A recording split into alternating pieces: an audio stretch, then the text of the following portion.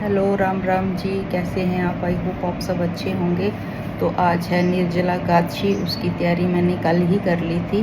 तो चलिए देखते हैं मैंने क्या क्या लाया है इस बार निर्जला एकादशी पे।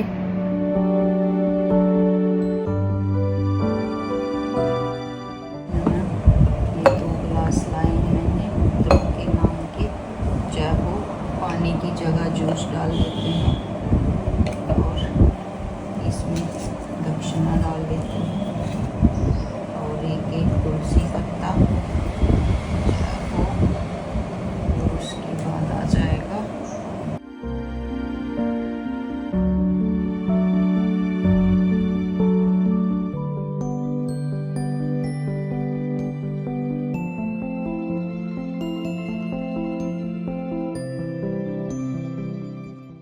आज निर्जला एकादशी का व्रत था। सफल करना, हमारे पितरों का कल्याण करना, उनको कोई संकट ना आए, हमारा भी जीवन सफल करना, हमें भी कोई कष्ट ना मिले। जय ओम नमो भगवते।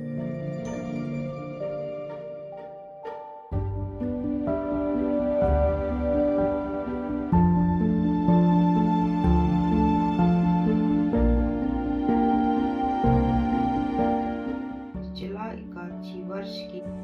ओम जय जगदीश हरे, स्वामी जय जगदीश हरे।